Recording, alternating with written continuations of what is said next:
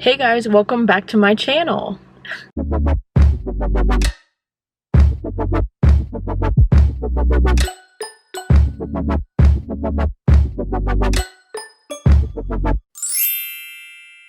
So this week is the last week of my first APPE rotation, and yeah, I actually haven't been to the school in like 2 weeks, so I'm there today, and this is by choice. My preceptor actually let us stay home if we wanted to or come in.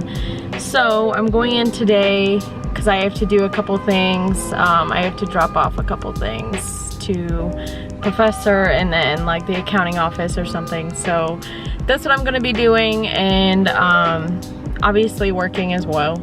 So I will let you guys know what I've done in the past 8 weeks. Hey guys, so it's like 1:32 and I know I haven't showed anything of what I've been doing, mostly because some of it is HIPAA. I've also been calling on flu shot clinic calls, so that's basically what my day was today. It's currently, I don't know if I just said this, it's currently 1:32. You know, sometimes long days kind of get to you. Today was a little long day. I still have until like 5. I might stay later, but I have med reconciliation that I'm working on right now, and then I just went and got some food because I didn't bring anything this morning because I didn't know if I was gonna come here or not. So yeah, I didn't get anything ready. So anyways, what I'll probably end up doing is any medication reconciliation that comes in, I can kind of explain what that is if you guys don't know. And then probably I'll keep doing some flu shot calls and some tips. So I'm gonna go and eat something, take my check to the accounting office, and then also return my book today too. So hopefully those are out of my hands after today. Hey guys, so I'm home now, and I kind of just wanted to tell you guys some other things that I do there. So I mentioned that I work in outcomes. I do tips and CMRs, which tips are like adherence barriers. You can do cost-effective alternatives. You can do a bunch of different things. Most of them are like adherence monitoring though, so like people who haven't picked up their medications, or like maybe they picked them up a little late 1 month, so you just have to call them and make sure that they're still taking it and give them any advice on how to remember how to take your medication or when to take your medication, so like pill boxes and stuff. So I do that. We call the patients, and CMRs are basically like just going through their med list, making any recommendations you can from their med list. So maybe just say they have diabetes, you can recommend that we can fax their doctor and see if they can get on a statin or anything like that, or if they're experiencing side effects from a statin, maybe we can take them off of it, see if we can send that to the doctor and what we can do with that. So that's basically it. Or like taking a statin at night, or like any immunizations. I usually make sure that I put immunizations all the time because that's always something that you can recommend, very easy. But I also do medication reconciliations, and which that is sent from a company that most of them are on like Medicaid or something like that, and they're just discharged from the hospital. So we just make sure that they know what they're taking at home. Sometimes they go to a skilled nursing facility, so we'll call the skilled nursing facility, and most of the time we just get faxed over their med list, and we just go through it, make sure that they're on what they're supposed to be, and then we make recommendations to the primary care physician. So there are some times that you do find a lot of issues with their regimen. You know, sometimes maybe that's just what their doctor wants them to be on. So we always just will make recommendations, and then I've been making a lot of recommendations on like people being on an albuterol inhaler, and now the GINA guidelines recommend to be on Symbicort instead of albuterol because it is found to have increased mortality. So if someone's on albuterol, usually I'll be like, consider discontinuing albuterol inhaler and initiating Symbicort. So that's just a an example. Or like if someone is on blood pressure medication that's not an ACE or an ARB, and they've never had it before, like they're not intolerant to it, so you would want them to be on an ACE or an ARB because that helps with blood pressure tremendously. So I'll always just be like, consider initiating this per the AHA ACC guidelines. So we'll just recommend that, send it to the primary care physician, and then they can decide whatever they want. But it's really nice to do medication reconciliations because I feel like it helps me learn my clinical knowledge again. Like I've already obviously learned it because I've gone through 3 years of classes, but it helps to reinforce things that I may have already known. And sometimes maybe I didn't know it, so I have to sit there and try to find out or research things. So it's really, I think it's really helpful. And also at the beginning of the rotation, the first month, I had a topic discussion every Friday, which was really nice because we basically focused on like the main chronic diseases. So like we didn't get to diabetes, but we did hyperlipidemia, hypertension. We also did like heart failure, and that was in like the hypertension one as well. And we were supposed to do COPD and asthma. Then we also worked on vaccinations too. So we went over vaccinations. Since I'm mostly geared towards retail, that was really good for me, just to reinforce all the things that I've learned over the past couple years, and just review everything. It's really nice to do that, especially since I'll be starting my job once I get out of once I graduate in May. So definitely a good thing to have in a rotation. And then also every Friday I had like an evaluation with my preceptor where he basically just asked me like how I feel like I'm doing. He'll give me pointers too, and that was really nice. It helped me like gauge like where I was on the rotation, where I was on the rubric. Although I don't know, he said I have progressed a lot, so I probably will pass. Not sure if I'm gonna honor though, just because I didn't ask to. I don't know if that's something that you have to do, but since I'm not really interested in going into a residency, I didn't feel the need to ask to honor anything. This is an ambulatory care rotation that I'm on right now, so I don't know. I'm never the overachiever.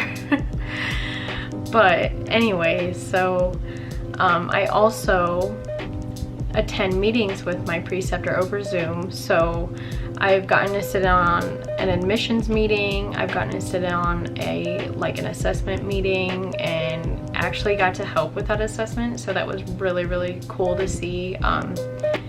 It's crazy how like us as students see things, and then as a faculty member, like having to actually put them together.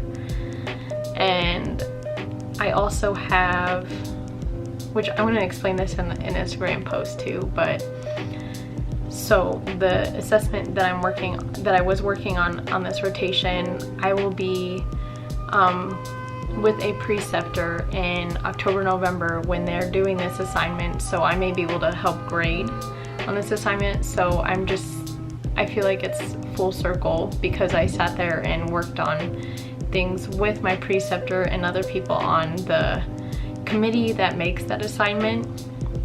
So I think it'll be really cool to see.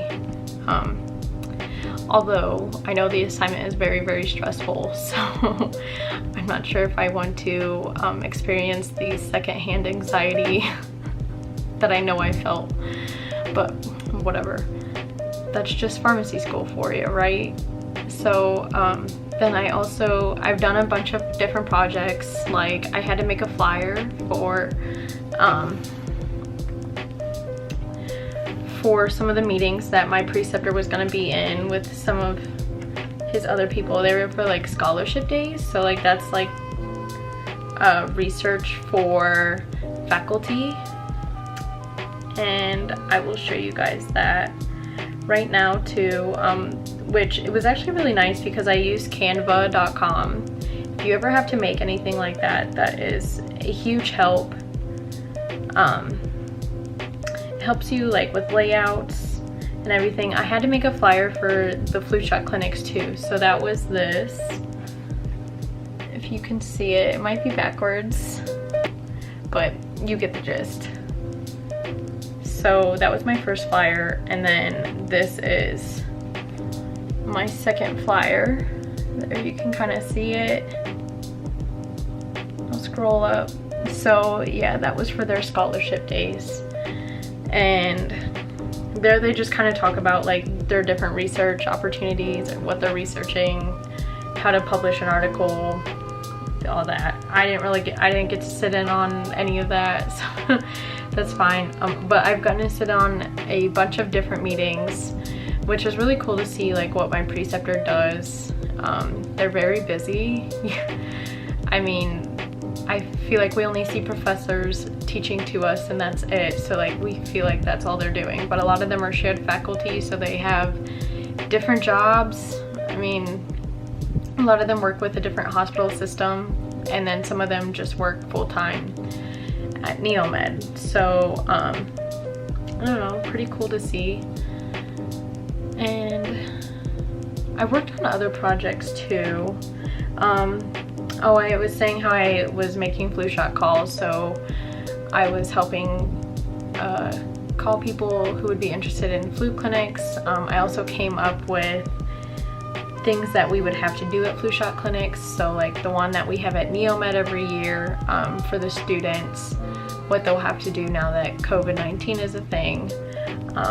And I also put together some of the things that we will have to do if we go somewhere else, which also, this is really funny, my September rotation is at Neomed, so I will also be doing the flu shot clinics. So that's, I just feel like it's gonna be full circle. And I was also working on making different study guides, which you can't really see this well because it's a document on my iPad, but kind of just summaries of like, this one's hypertension, and obviously I'll probably keep going. And I did a finance presentation for a program that we have at Neomed. It's called the Pathways to Pharmacy, and it's for high school students. So they usually, when I actually went there when I was in high school. I went there my junior year going into my senior year, and it's all about discovering what pharmacy is, what pharmacy school is, what price you're really looking at when going to pharmacy school, what you have to do to get there, just a bunch of advice. And it's very fun now. It wasn't really, I mean, it was fun with when I went, but it was also a little less fun because they were able to do a bunch of different activities now, not with COVID. It was actually virtual this year, but the past couple years they've gotten to do a lot of fun stuff.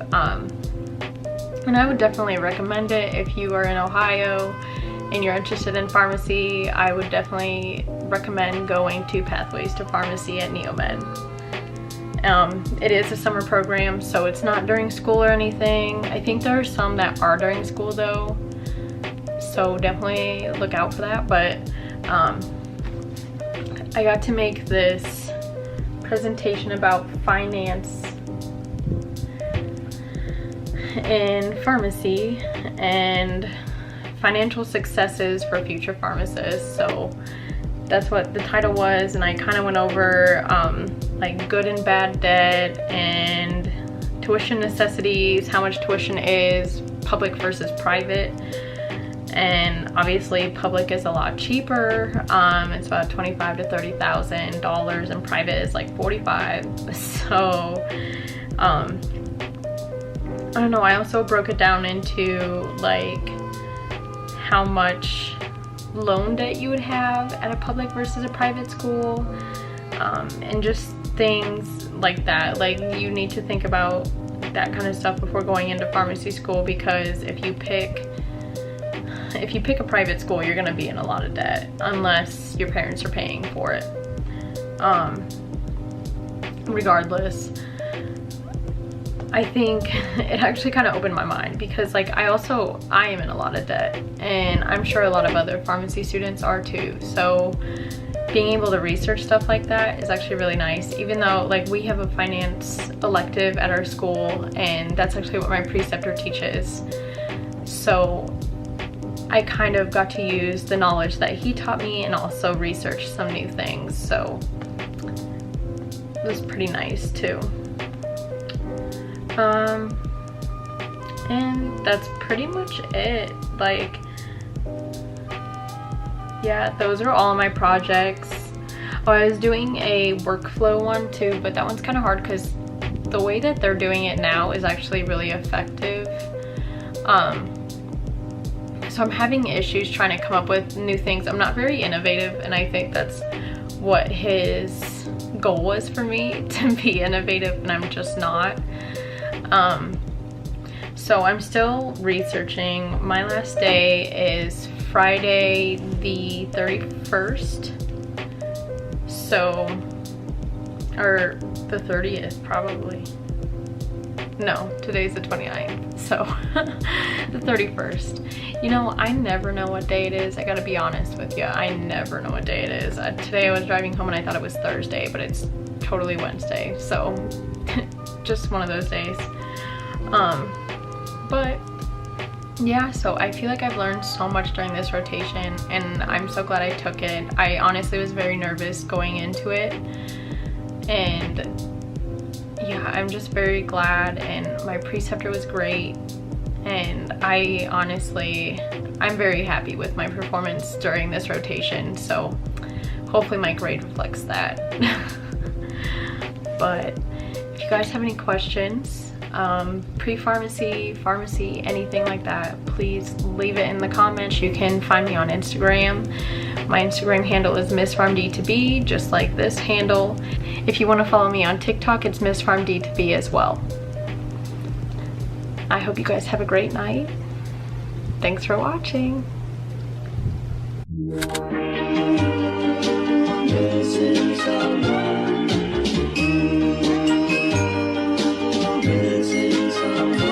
Missing someone.